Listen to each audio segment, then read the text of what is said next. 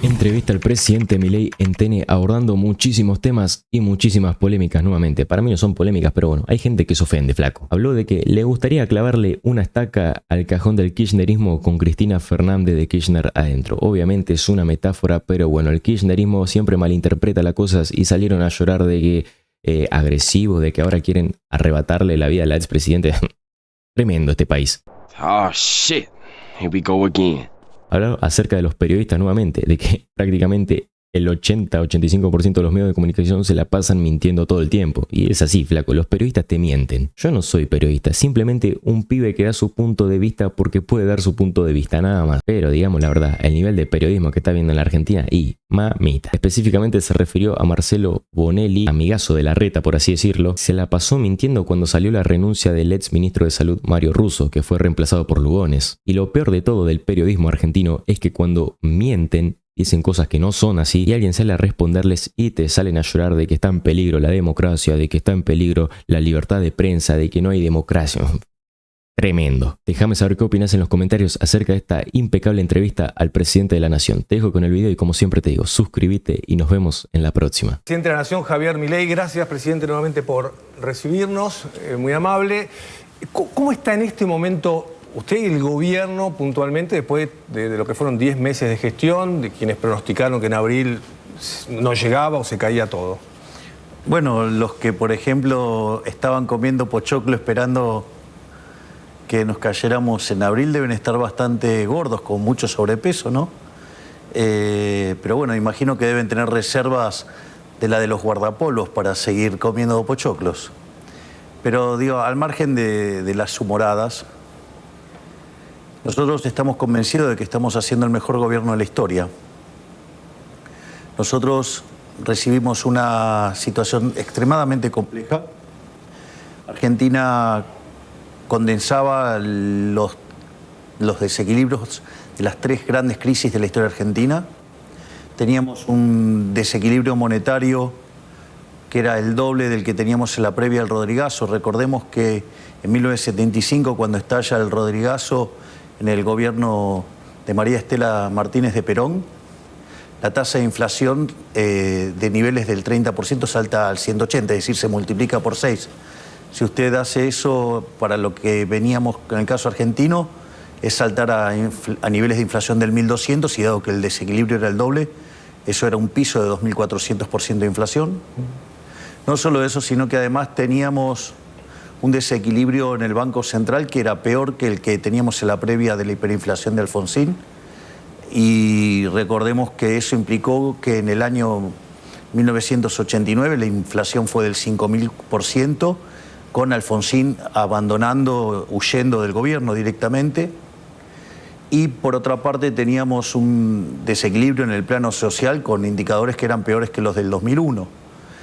Si usted conjuga todo eso, si todo eso hubiera estallado de manera simultánea, hoy estaríamos hablando de niveles de inflación del orden del 15.000 a 17.000%. Estaríamos con más del 90% de pobres y 50% indigentes. Ahora la pregunta es, ¿eso podía ser posible? Sí, la verdad que sí. Había un indicador que rompía los ojos, que era la inflación. Básicamente en la primera semana de diciembre los precios viajaban al 1% diario, lo cual es equivalente al 3.700 anual. En la segunda semana eso se aceleró al 7.500% anual. Y si usted toma el índice de precios mayoristas del mes de diciembre, que dio 54%, eso anualizado da 17.000. Y si usted se fija, el último indicador de los mayoristas fue del 2%. Eso anualizado es cerca del 28%. ¿Esto qué quiere decir? Nosotros hemos bajado la inflación de niveles del 17.000 al 28%. ¿Y va a seguir bajando? No tenga dudas, no tenga dudas. Pero quiero comentarle algo muy interesante de este proceso de desinflación nunca visto en la historia argentina. En primer lugar, porque no hubo una hiperinflación previa. Una de las cosas que facilita la hiperinflación es la licuación de activos. Por lo tanto, después la recomposición y la estabilización es mucho más fácil. El segundo tema es que además no hubo expropiaciones, no hubo un plan Bonex, no hubo un default de la deuda del Banco Central o cosas por el estilo que digamos, bajara la presión sobre la política monetaria. No solo eso, sino que además no hicimos controles de precios, no fijamos el tipo de cambio y además hicimos recomposición de precios relativos. Nosotros en todo este proceso además estuvimos subiendo las tarifas porque estaban pisadas en el gobierno anterior y hoy básicamente las tarifas cubren más del 80% del costo. Por lo tanto, haber hecho todo esto en este lapso fue, digamos, verdaderamente increíble. Es decir, no hay registro histórico de haber hecho algo de esas características. Por lo tanto, en materia inflacionaria, que fue uno de los elementos por los cuales la gente nos votó, digamos, estamos cumpliendo a rajatabla. Te digo más, la inflación minorista en el 3,5%, si uno toma que la inflación inducida del programa, que tiene que ver con la devaluación, digo, lo que se llama el crawling peg, y lo que tiene que ver con la inflación internacional, la inflación estaría viajando a aproximadamente al 1% mensual, que es la inflación pura del programa. Eso es el 13% anual, es decir, con lo cual de acá para adelante la inflación va a seguir bajando. En el último mes se ha manifestado deflación en productos importados y también se está viendo en las últimas semanas deflación en alimentos. Además, si vos tomás en términos de canasta básica, la inflación del último mes fue del 1,7%. Esto es muy importante porque pega muy fuerte sobre lo que se llama la línea de indigencia y la línea de pobreza. 18 el año que viene podría ser la inflación del 2025. Nosotros no hablamos de proyecciones, o sea, las podés hacer básicamente como un escenario para tener un orden de magnitudes, pero en principio a mí no me gusta hablar de proyecciones. Digamos, la economía es la ciencia de la acción humana, por lo tanto, si yo te digo, ¿qué vas a estar consumiendo vos de acá a 15 días? No lo sabés. Bueno, imagínate si tengo que hacer la proyección para 47 millones de argentinos a lo largo de todo un año. Es una quimera. Vos podés tener idea de cómo... Nosotros básicamente lo que trabajamos es con hipótesis de escenario y en función de eso nos vamos moviendo. Las proyecciones y esas cosas se las dejo para los que se dedican a hacer ese tipo de cosas. Pero entonces, si vos te fijás, en el plano monetario la inflación verdaderamente está bajando mucho. La inflación del programa se está limpiando, que es un tema muy importante que lo resalto todo el tiempo, que es la diferencia entre la inflación observada y la inflación, digamos, inducida por la devaluación y la inflación internacional, porque cuando esa inflación sea cero, quiere decir que el sobrante monetario de la economía desaparece. En ese mismo contexto lo que vos vas a ver es que la base monetaria en el formato tradicional se va a parecer a la base monetaria amplia, es decir, van a desaparecer las LEFI, las LECAPs, todos esos elementos que hoy están dentro del balance de los bancos y que son deuda, digamos, con el Tesoro Nacional, y al mismo tiempo van a desaparecer también otros problemas de stocks que tenemos en el balance del Banco Central. Por lo tanto, se termina el sobrante de dinero en la economía y eso permite que vos abras el cepo aún sin tener dólares, porque no hay pesos para que te ataquen. Es más, te digo más... Es una pregunta recurrente. ¿Y cuándo sale el cepo y cuándo sale el cepo? A ver, el cepo nosotros lo vamos a abrir. Digamos, yo soy liberal libertario. No hay nada que odie más que algo que restrinja la libertad de los individuos. Ahora, yo no estoy dispuesto a salir a cualquier precio. Una de las cosas que yo sigo sosteniendo es que muchos, en especial el kirchnerismo, consideraba que nosotros no éramos liberales libertarios, sino que creían que éramos liberales libertarados. ¿Por qué? Porque creían que nosotros íbamos a abrir el cepo el primer día. Y fíjate lo que pasaba. Vos tenías la deuda, por ejemplo, remunerada del Banco Central, que eran 4 veces la base monetaria. Y que de tenerla a plazos de 30, 60, 90, 180 y 270 días, el gobierno anterior la pasó a un día. Es decir, que nos podrían haber ejecutado, digamos, esas operaciones y en un día quintuplicarnos la base monetaria. ¿Te imaginas el desastre inflacionario que hubiera sido eso? Al mismo tiempo teníamos vencimiento de deuda en pesos por el equivalente a 90.000 millones de dólares. Teníamos la deuda de la CIRA y los dividendos por 60.000 millones de dólares. Teníamos deuda externa, mayormente con organismos multilaterales, por 25.000 millones de dólares. Imagínate si en ese contexto nosotros abríamos alegremente.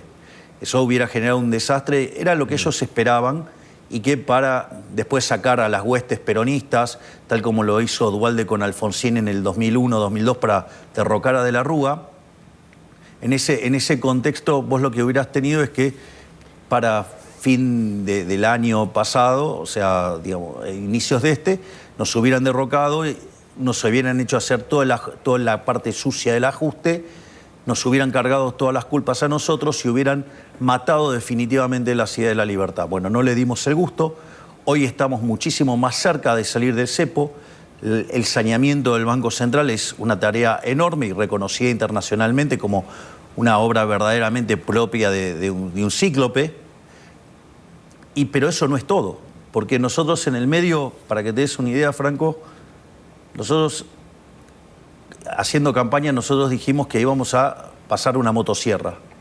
Se nos reían, decían que era imposible ajustar más que un punto del PBI y alguna base tenían, ¿no? Porque de 123 años, 113 Argentina tuvo déficit y los 10 que no tuvo déficit es porque estaba en default.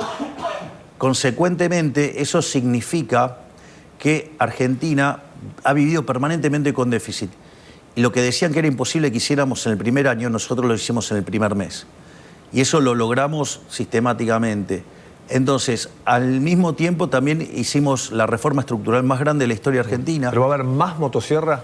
Sí, porque obvio. eso dijo Sturzenegger en el Sí, coloquio bueno, sí, habla de la motosierra profunda, deep motosierra. Sí, la motosierra no para nunca. En nuestro gobierno la motosierra no va a parar jamás. De hecho, digamos, la baja de gasto público está precisamente enfocada justamente para poder bajar impuestos.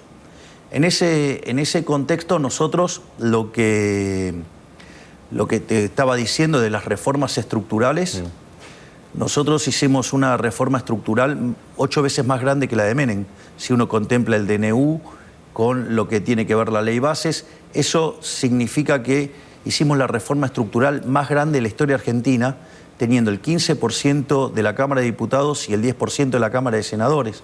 Entonces, y esos son elementos muy importantes de cara al futuro para lo que tiene que ver con el crecimiento económico.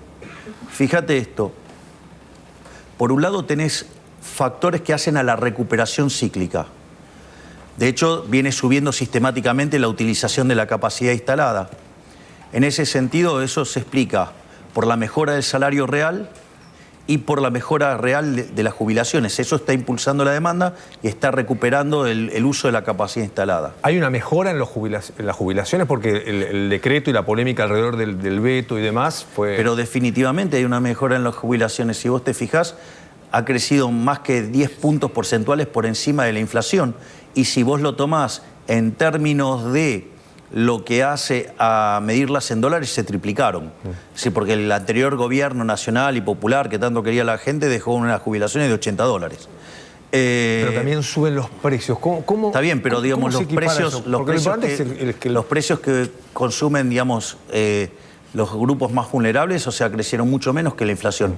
Porque de hecho todos los precios relativos respecto a la inflación, salvo lo de las tarifas, son los que menos subieron. De hecho, alimentos lo hizo muy por debajo de lo que es el caso de el propio índice de precios. Entonces, a lo que voy es, y no solo eso, porque esto es muy importante, porque salió el dato de pobreza, y el dato de pobreza está concentrado en el semestre. Y eso hay, por ejemplo, en el Ministerio de Capital Humano se hizo la desagregación por trimestre. Entonces, lo que vos ves es que en el primer trimestre la pobreza salta a niveles del 56% y después en el segundo trimestre cae a niveles del 51%. Por otra parte, si vos tomás el trabajo que hizo Martín González Rosada de la Universidad de Itela, lo que ves es que al inicio de la gestión, o sea, entre diciembre y enero, la pobreza salta al 57% y hoy está en 49%. Es decir, acabamos de bajar 8 puntos porcentuales de pobreza. Esto no es un tema menor. Es decir, es más, yo te voy a decir algo, de acá para adelante solamente vienen buenas noticias. Y eso tiene que ver porque subió el salario real y esto tiene que ver porque mejoraron las jubilaciones. Otra cosa que también hace a la recuperación cíclica es el hecho de lo que se llama el ciclo de stocks.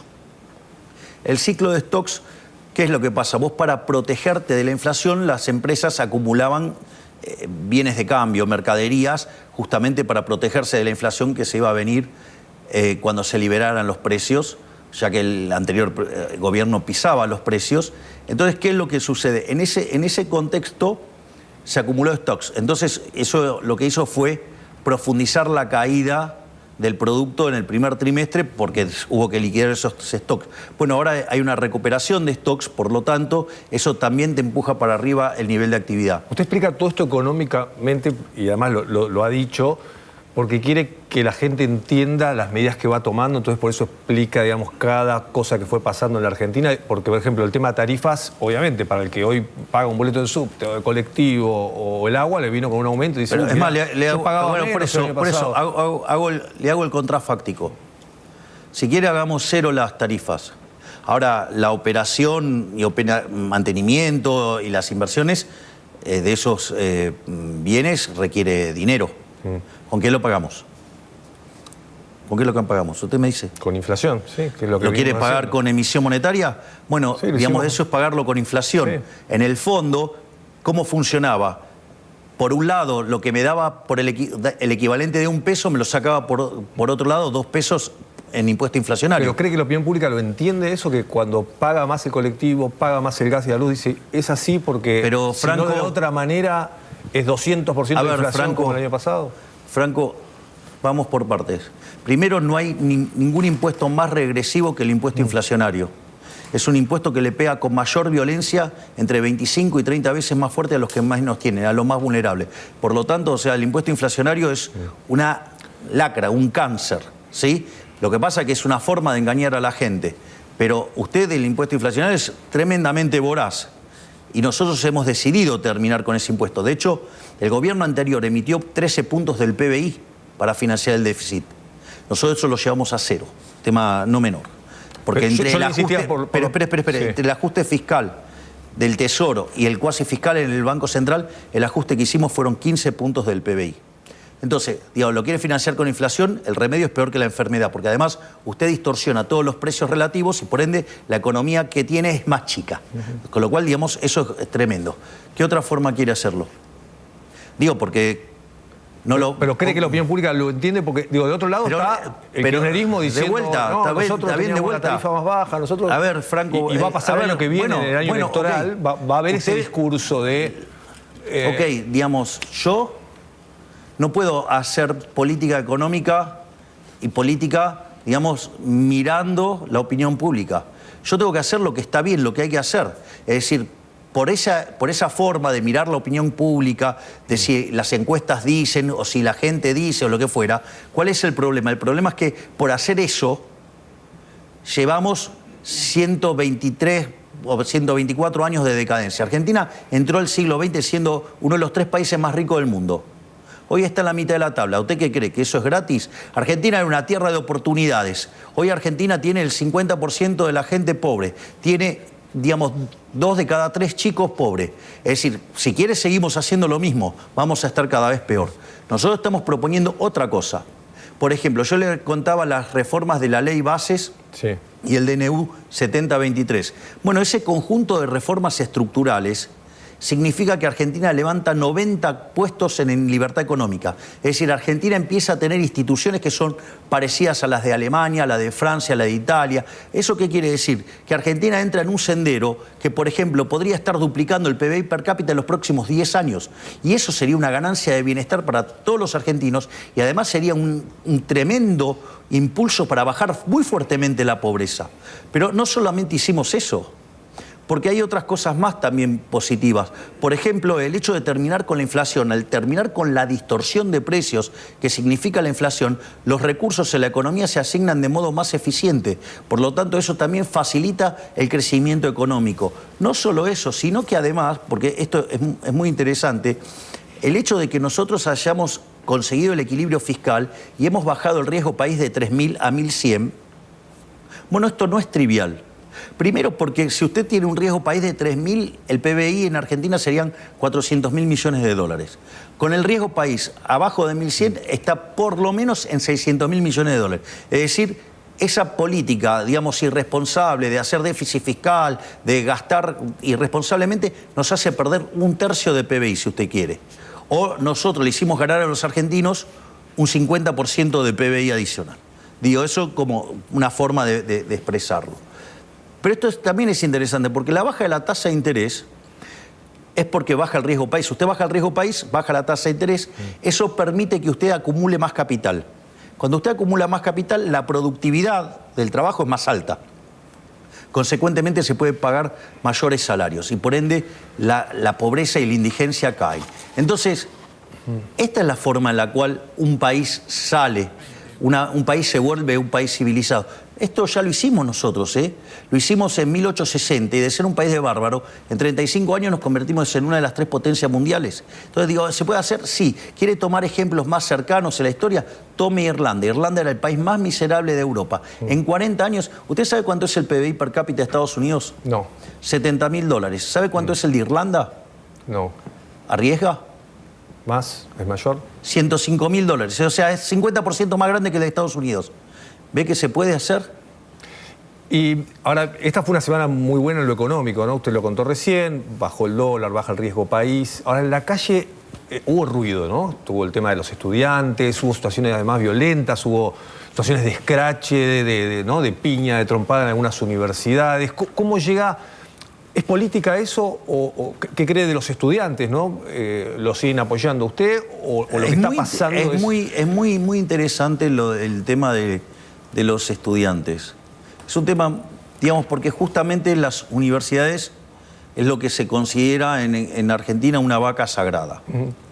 De hecho, los políticos perversamente utilizan estas causas nobles para esconder el robo. Lo mismo hicieron también con los planes sociales. Se escondían detrás de los planes sociales de las personas vulnerables para robar. Entonces, fíjese, esto porque es muy interesante, porque cuando esta discusión arrancó, el apoyo a las universidades como institución era 90-10. Hoy ese número es 50-40. La imagen de las universidades cayeron cerca de 30 puntos.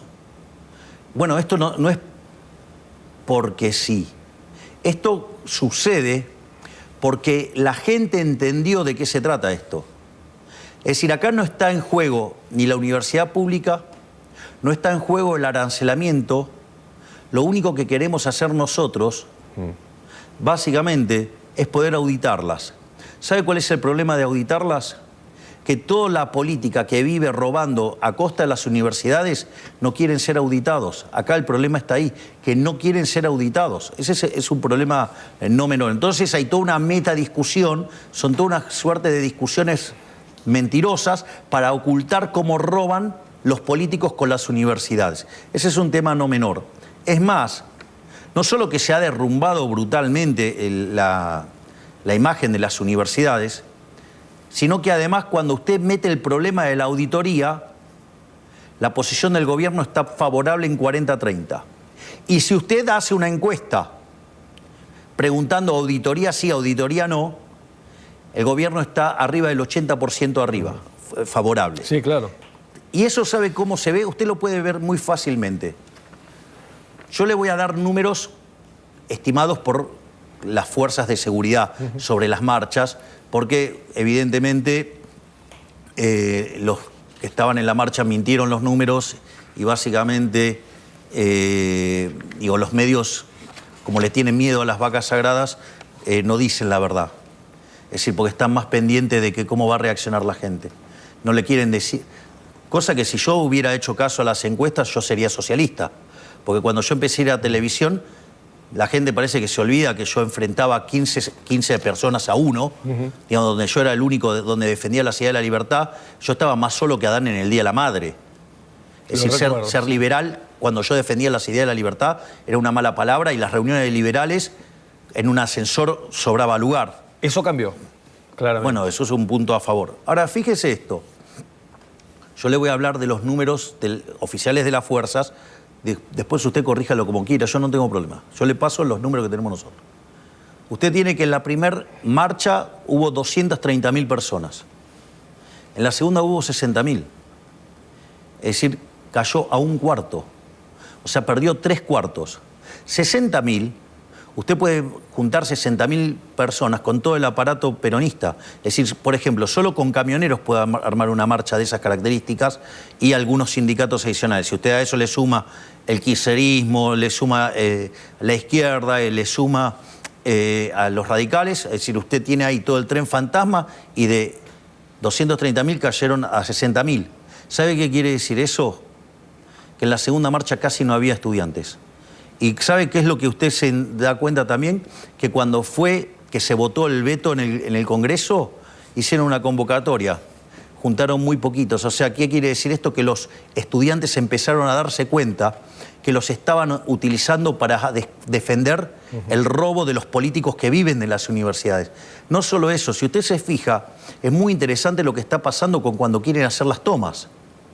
Porque aquellos estudiantes que quieren ir a estudiar, que sería lo lógico, ¿no? Querer ir a estudiar, son agredidos, golpeados, ya sea por los kirchneristas, por la izquierda, por los radicales. Es decir, justamente los que están profundamente relacionados con el negocio de las universidades. Y esto es muy interesante porque aún así la gente se está rebelando. Es decir, si usted se fija, ahí las universidades está todo fragmentado. Las últimas manifestaciones que hicieron, verdaderamente, ya, digamos, eran 1.500 personas, 300, por lo tanto, digamos, usted lo que ve es que eso se ha degradado y que los estudiantes tomaron conciencia que efectivamente los estaban utilizando políticamente. El debate va a volver ahora en el presupuesto cuando se discuta el presupuesto educativo del 2025. Bueno, para eso está... Y ahí el gobierno cree no, que... para eso está digamos, el Congreso. Mire, yo mandé una ley que es déficit cero. Usted si quiere aumentar una partida, tiene que bajar otra. Ya está, mire qué fácil. O sea, si quiere más presupuesto para educación... Que se lo saquen a otro. Que lo determinen los políticos. Mire qué fácil. Pero el déficit cero no se negocia. ¿Se sintió acompañado con el veto cuando tuvo que vetar a los jubilados y hubo 87 diputados, ahora cuando tuvo que vetar el tema del financiamiento educativo? Y obviamente, y he manifestado mi agradecimiento a todos los diputados que no son de La Libertad Avanza, que acompañaron. La verdad es que estoy muy satisfecho porque son personas que han decidido poner primero los intereses de la patria por sobre, digamos, los intereses mezquinos de la política. Yo creo que la imagen más repugnante, más rastrera y miserable de la política la mostró el discurso de Miguel Pichetto. Cuando dice, Milei cree que gana con el veto, pero pierde. Es que él piensa en términos de la vieja política. Él piensa en términos populistas. Bueno, no por nada fue el jefe de la bancada del kirchnerismo en el Senado por tanto tiempo, ¿no? Es decir, él piensa en términos populistas, piensa en la toma de decisiones mirando las encuestas, es decir, tiene mucho de populista y de estadista nada. Y esto es muy importante. ¿Por qué? Porque si usted se guía de esa manera, le va a pasar... Hay un libro maravilloso que se llama Historias del Quinto Piso, muestra la caída del Plan Austral. Sí. Cómo cuando Alfonsín habilitó un aumento, claro, todos eran medio por ciento del PBI, 1/4% del PBI, todo así. Cómo terminó en un mega déficit fiscal y cómo terminó eso en una hiperinflación con 5.000% de inflación, donde tuvimos un salto en la cantidad de pobres indigentes nunca visto en la historia argentina. Entonces, evidentemente, esa es la forma que toma decisiones y piensa la vieja política. Yo no pienso en esos términos, Franco. Mira, yo lo pienso en estos términos. Si nosotros volvemos a las andadas del déficit fiscal, volvemos a niveles de riesgo país de 3.000 puntos básicos. Entonces, en lugar de tener un PBI de 600.000 millones de dólares, pasamos a tener uno de 400.000 millones de dólares. Cuando vos tomás lo que esto implicaba en términos de recursos para las universidades en dólares, ¿sabes que la cantidad de recursos te queda constante? En dólares. En dólares. Lo que es, claro, porque te vas a un PBI mucho más chico y entonces el aumento que dan hace que la cantidad de dólares que recibían la universidad fuera constante. Pero ¿cuál es la contracara de esto? La contracara de esto es que vos tenés un PBI más chico, por ende tenés un PBI per cápita más pequeño, y una de las cosas que nosotros descubrimos en este estudio que hicimos con el equipo de Federico Sturzenegger es que esa caída que vos observás, 1/3 es por menor actividad, pero 2/3 es porque te salta el tipo de cambio real. Que te salte el tipo de cambio real significa que somos mucho más pobres en dólares. Y como los productos vinculados al sector externo son los que están ligados a los alimentos, ¿qué es lo que pasa? La cantidad de pobres e indigentes te crece mucho más que proporcionalmente. Entonces, misma plata para las universidades, menos PBI per cápita, mayor inestabilidad macroeconómica y mayor cantidad de pobres e indigentes. Digo, me parece que la cuenta no cierra para nadie, porque hay un espacio que quedará constante y todos los demás pierden. Entonces, o una de dos, o no saben hacer las cuentas, o verdaderamente están haciendo una movida política. Y claramente tiene que ver con una movida política. Están desesperados porque se les están terminando las cajas desde las que roban. Y eso nosotros no vamos a ceder. Bueno, el senador Lustó justamente dijo que Macri mandó a votar y acompañarlo en los vetos para hacer negocios, o por negocios, o porque usted le daba cargos. Sugirió esto, ¿no? Dijo directamente que por negocios vota cualquier cosa Macri, esa fue la frase. Bueno, yo entiendo que Lustó tenga este tipo de frases porque, claro, él piensa así. Usted recuerde que el ladrón cree a todo el mundo de su misma condición. Es más, él en sus líneas tiene al diputado Martín Tetaz, que es lo que, digamos, me desafiaba durante la campaña diciendo que cada vez que había que sacar una ley o algo, había que entregar cargos, o sea, una forma muy corrupta de hacer política, sugería el diputado Tetaz. Entonces no tengo dudas que el ladrón cree a todos de su misma condición y Lustó crea que digamos, todos hacen políticas como el espacio de él, por cargos, acomodos y demás. En realidad eso no es así. Yo, digamos, cada vez que tengo que evaluar un puesto, obviamente que yo tengo una gran relación con el presidente Macri y a veces nosotros tenemos algunas propuestas para cubrir y yo las consulto con él. Porque la verdad que la experiencia tiene un valor importante en estas cosas. Y entonces hay sectores que son muy delicados y yo los discuto con él. Y yo le hago una pregunta. Usted es un seleccionador. ¿De qué cuadro es? De Vélez. Le hago una pregunta. ¿Y si usted tiene un gran jugador de Chicago, no lo pondría? Sí, claro. Bueno, digo, acá es lo mismo. O sea, yo, digamos, encima ni siquiera somos antagónicos. Sí, sí. Entonces, ¿qué es lo que quiero decir? Si usted me puede aportar personas valiosas para resolver los problemas, yo no tengo ningún inconveniente en incorporarlo a la estructura. Usted, presidente, dividió el arco ideológico, me acuerdo, hace mucho tiempo, antes de ser presidente, había dicho, de un lado van a estar esto, de otro lado van a estar... De un lado los que abrazan las ideas de la libertad, del otro lado los colectivistas. Exacto, eso lo dijo antes de ser presidente. Y ahora... Está pasando eso, ¿no? Pero cuando yo decía que eso iba a pasar, decían que estaba loco. Sí. También lo logré. Sí. ¿Usted se da cuenta? Mire todas las cosas que eran imposibles. Era imposible bajar la inflación del modo que le hicimos. Lo estamos haciendo. Era imposible alcanzar el déficit cero en un año. Lo alcanzamos en un mes.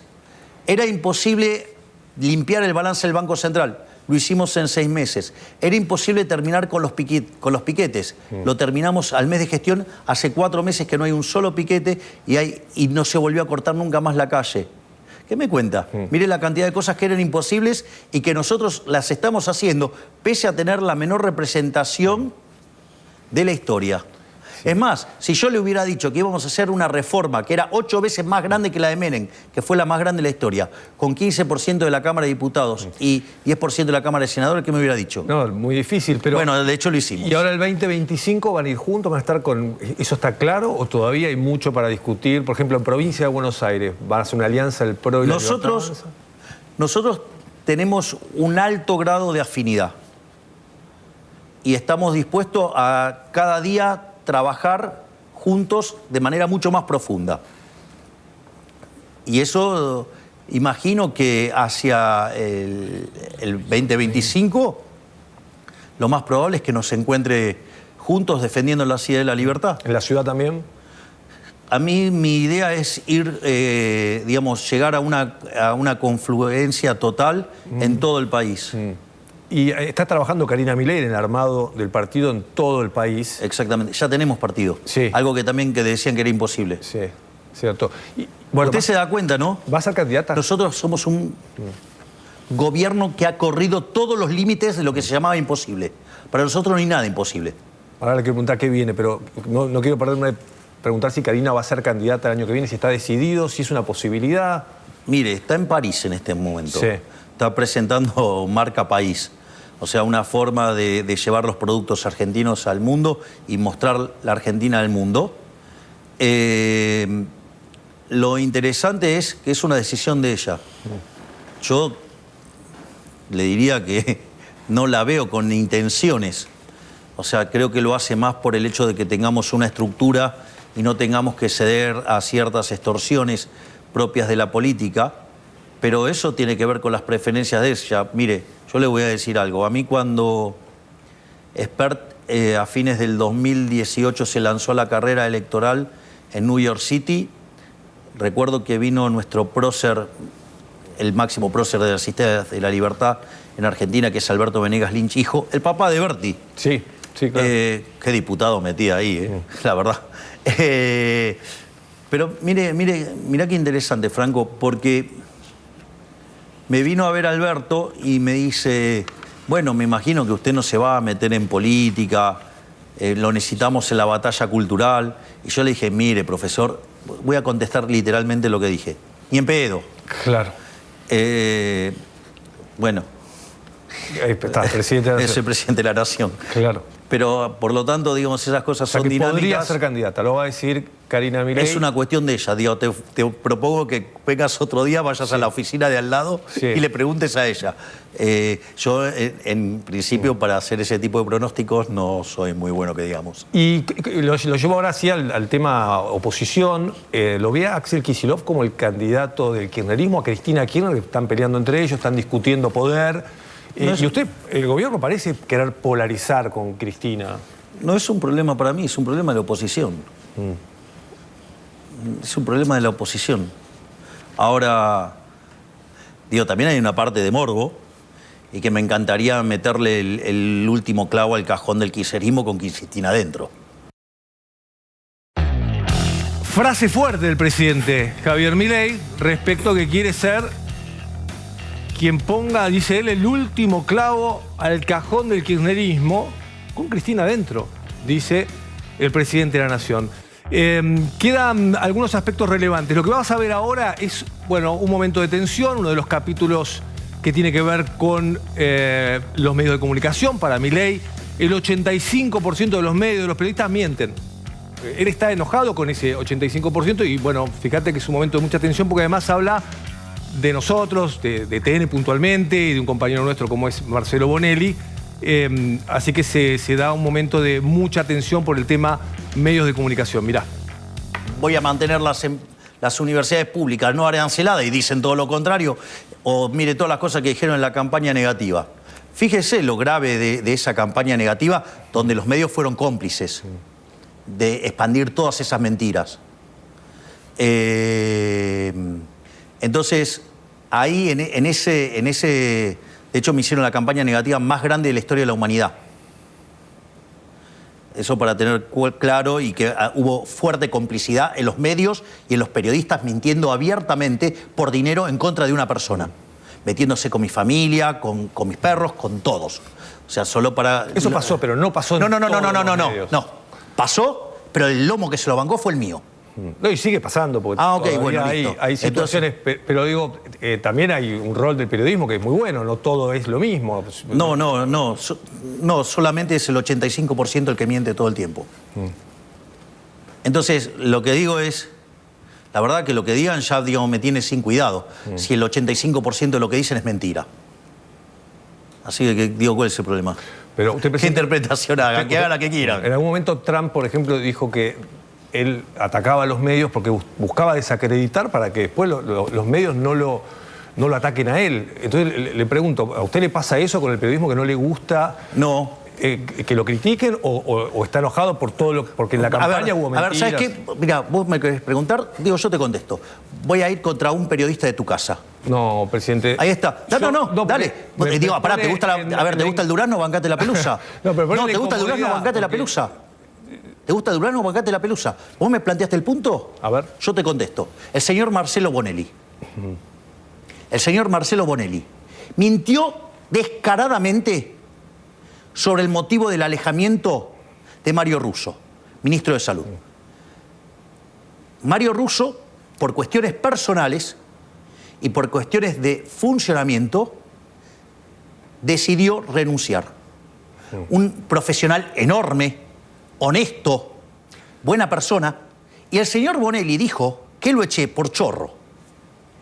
Eso le ensucia el currículum, le ensucia su vida a una persona absolutamente inocente. No solo eso,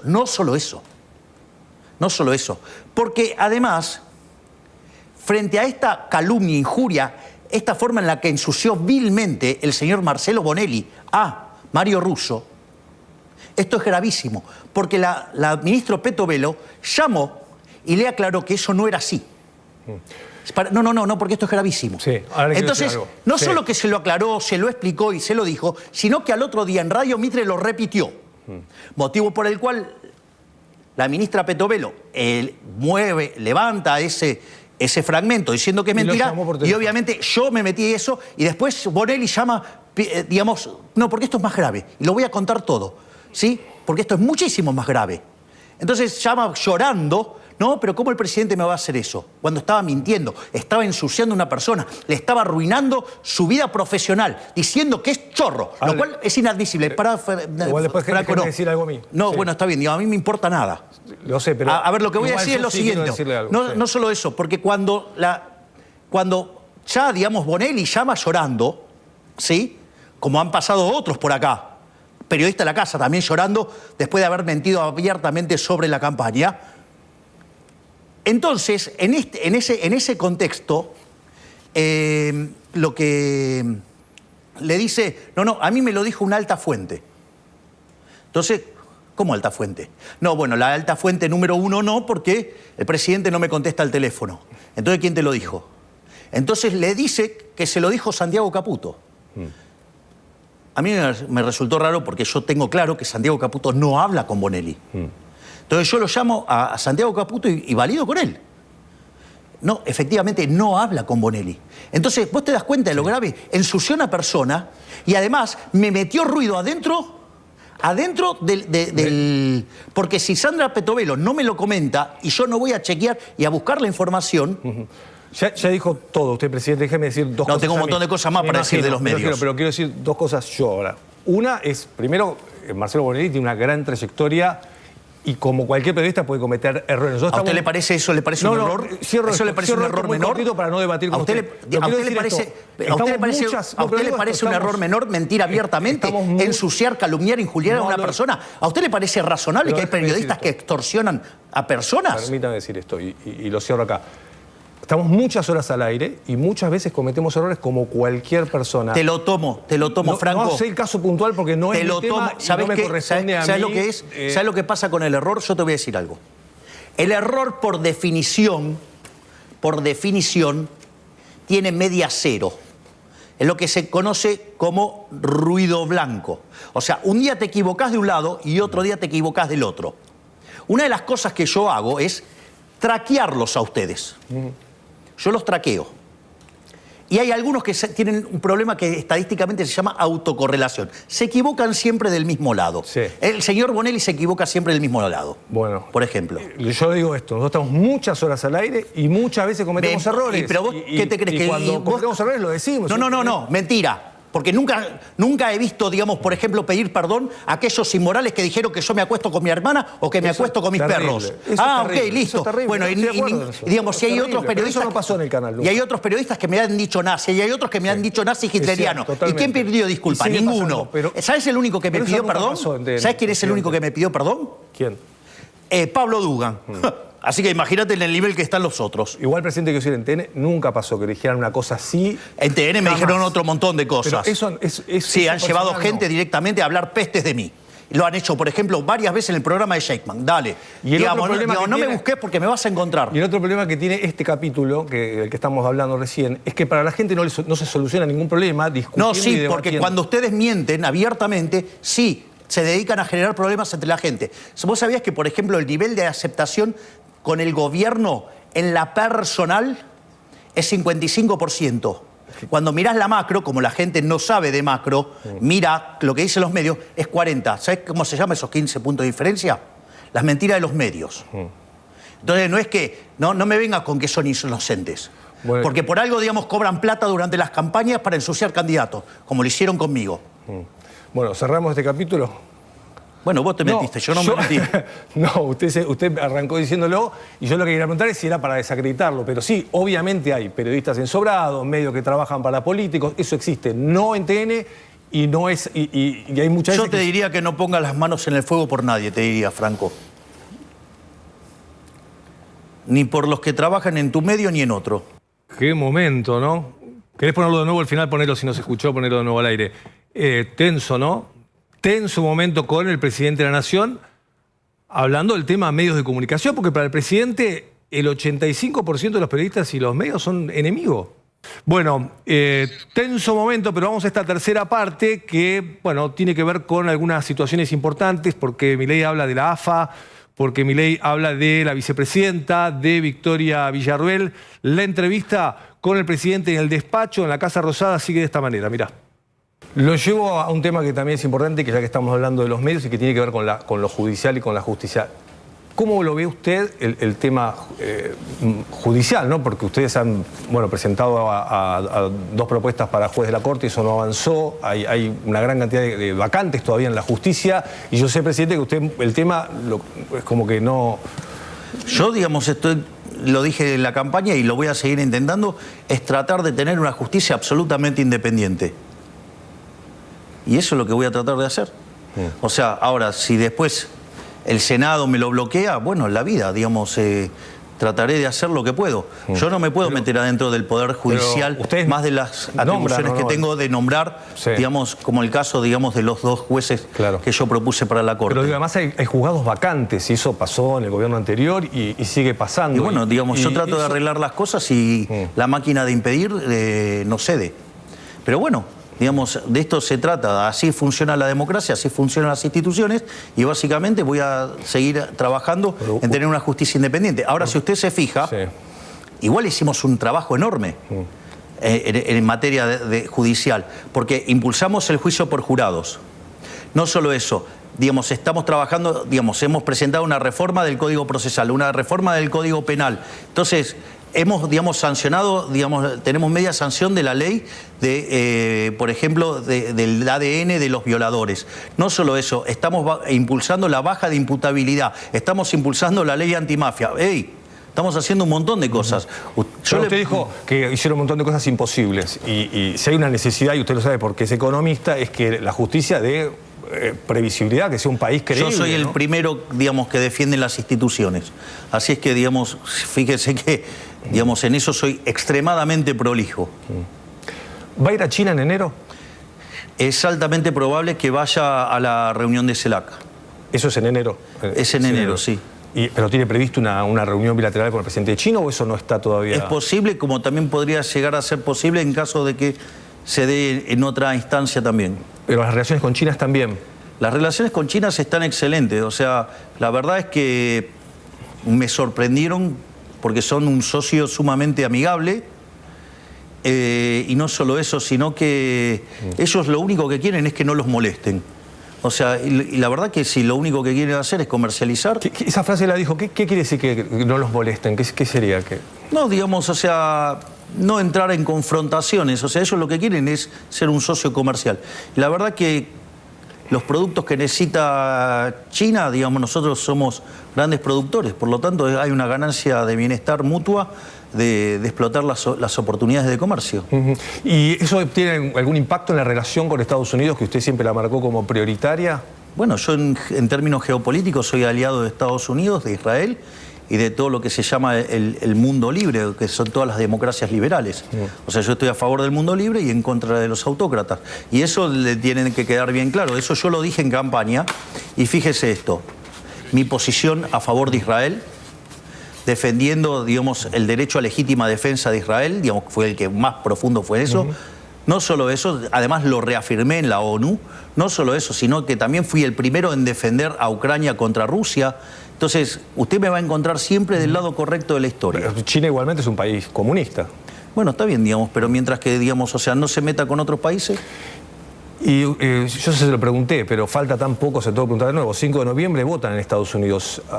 Presidente, ¿usted le da lo mismo que gane Trump o Kamala Harris? Yo le voy a explicar de vuelta. Cuando se lo pregunté estaba Biden, así que se lo puedo volver a preguntar. Le voy a preguntar de nuevo, le voy a decir de vuelta. A mí me eligieron para ser presidente de los argentinos. Estratégicamente yo he decidido ser aliado de Estados Unidos. Y eso es independientemente de mis preferencias, ya sea ganen los republicanos o ganen los demócratas, yo voy a seguir siendo un aliado de Estados Unidos. Clarísimo.